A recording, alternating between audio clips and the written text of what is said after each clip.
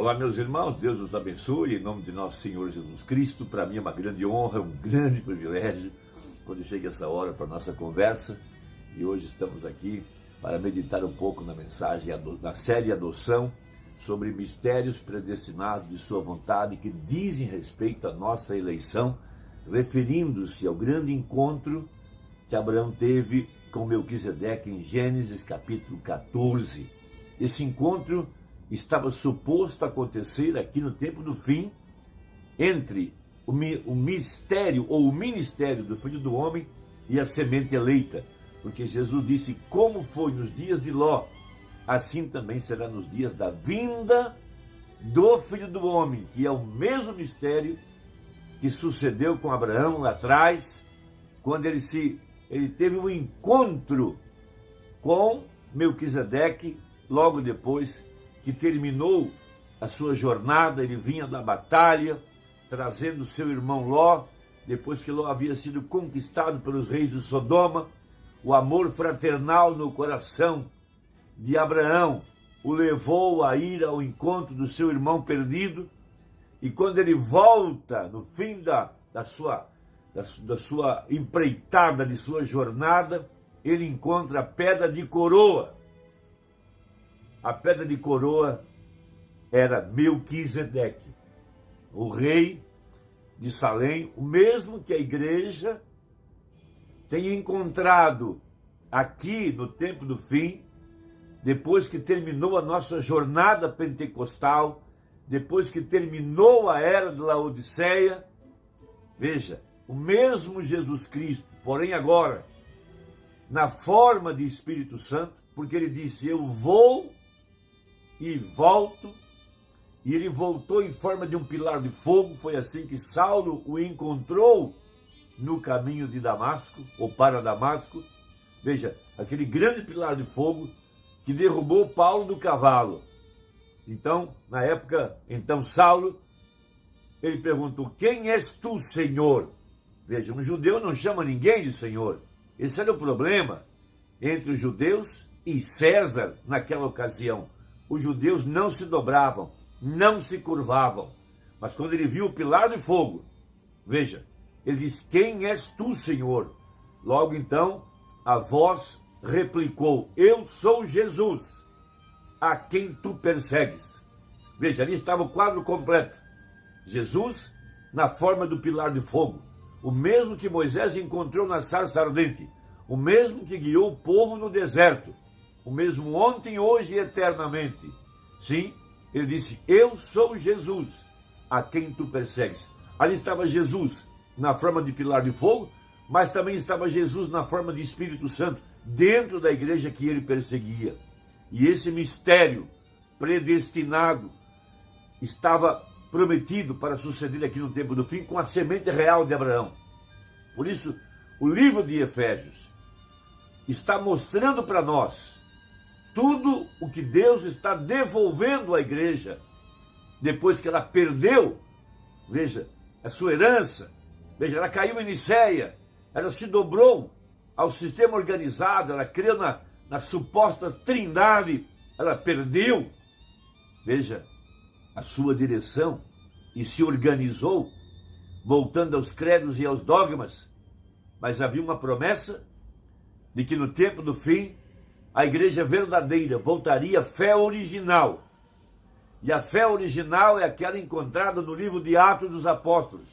A igreja de Éfeso, fundada debaixo do mover do Espírito Santo, quando Paulo, passando por Éfeso, encontrou ali alguns discípulos. Veja, Paulo foi o primeiro mensageiro, a primeira estrela, a primeira das sete vozes, o primeiro dos 7 espíritos. Ele então estabeleceu os fundamentos. Eles eram batizados no batismo de João. Então Paulo os rebatizou em nome do Senhor Jesus Cristo. Orou por eles, e eles receberam o poder do Espírito Santo. Então aquela igreja estava agora fundada sobre o fundamento dos apóstolos e dos profetas. E ali estava então o início daquela grande era. E por isso Paulo então, sendo um profeta, colocou dentro dos seus escritos a carta aos Efésios, Porém, esta carta era uma carta profética para mostrar o que Deus faria aqui no tempo do fim, aqui em nossos dias, no tempo da restauração de todas as coisas, de acordo com Joel capítulo 2, para trazer a igreja de volta a tudo aquilo que Adão havia perdido. Veja, e no final da jornada estaria esse grande encontro com o grande Melquisedeque, agora na forma de um homem, Deus outra vez em carne humana. Veja, dessa vez uma carne redimida, lavada pelo sangue, aperfeiçoada pelo sangue. Veja, através do seu corpo que é a igreja. E ali está Jesus agora, em forma de Espírito Santo, como estava na igreja primitiva. Então ele aparece aqui, na forma de pilar de fogo. Como ele vindicou o primeiro profeta, ele veio vindicar o último profeta. Vindicar escrituristicamente.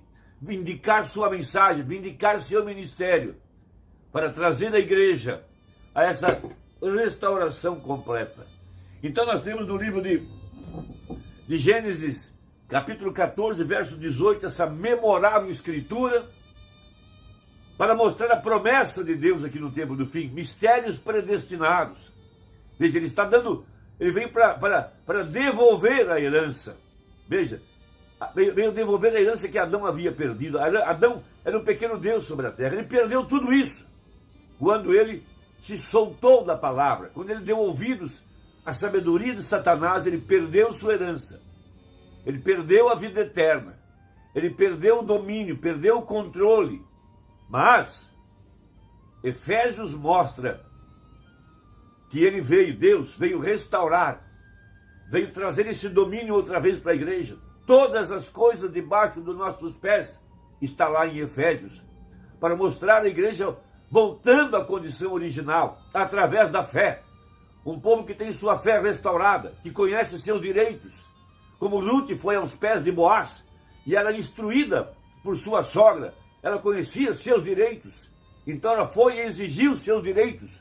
Veja, ela era uma viúva, Boaz era um parente redentor, e ela exigiu então os seus direitos.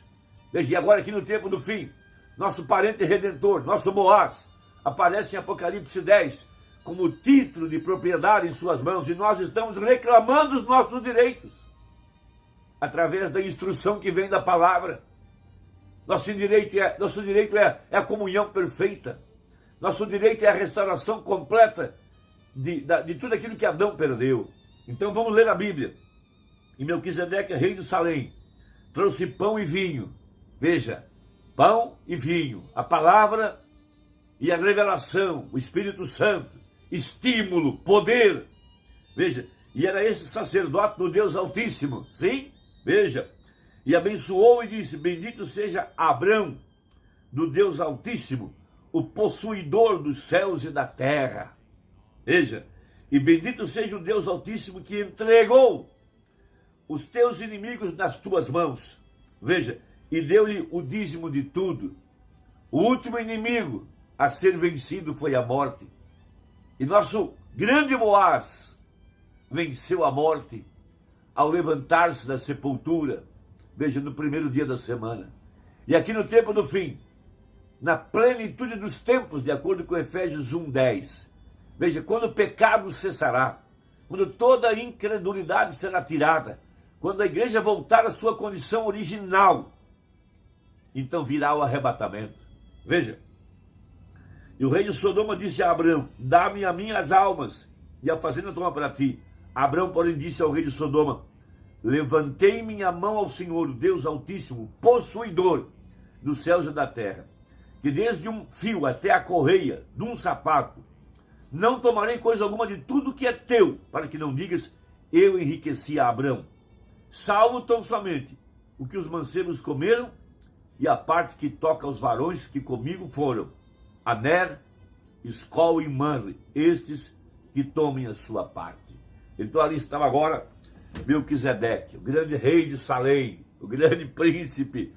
Então, lembrando na mensagem Mistério Predestinado em Sua Vontade, parágrafo 48 a seguir, ele fala sobre esse grande encontro, para mostrar esse mistério predestinado aqui no tempo do fim, no final de nossa jornada.